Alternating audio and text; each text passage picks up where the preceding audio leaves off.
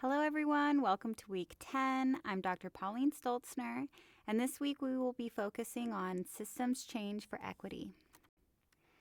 This week we focus on transforming the systems that shape health, not just improving our individual practice. Health inequities don't exist because of individual failure. They exist because systems are designed to benefit some more than others. Nurses can lead change, even when it starts small. So what exactly is systems thinking, and why does it matter? Systems thinking means zooming out and seeing how policies, workflows, and structures interact. For example, a hospital's discharge process, staffing model, or interpreter policy can all create disparities. Instead of blaming individuals, we ask, what system allowed this outcome? Can you think of a time when a system, not a person, failed a patient? You don't need to overhaul an entire hospital to make a difference. A sign in multiple languages, a warm handoff between units, a stocked food pantry for patients. These changes are structural. They change the patient experience, not just the script. But to address big inequities, we also need to talk about structural racism. Racism isn't just interpersonal. It's embedded in hiring, algorithms, diagnostic tools, and funding decisions. For example, Black patients receive less pain medications. Indigenous patients have lower rates of follow-up care. Systems change mean identifying these patterns and then changing the policies behind them. Where have you seen a neutral policy have unequal effects?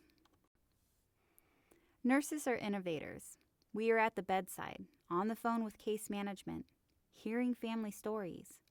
That means we're first to notice when something isn't working. Speak up, share data, propose new workflows. Your observations matter. Let's look at one example of this action.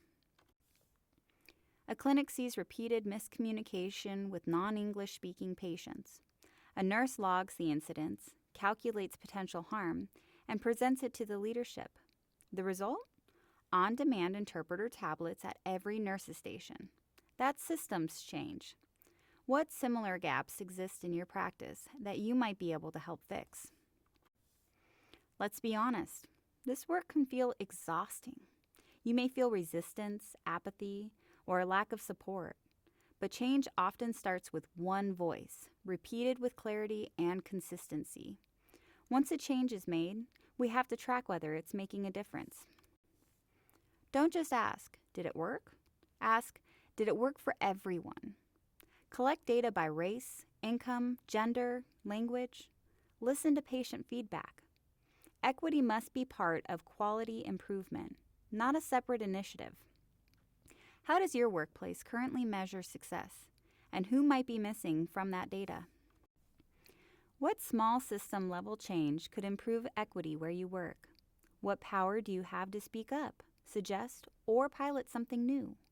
And how can you encourage your team to move from complaint to action?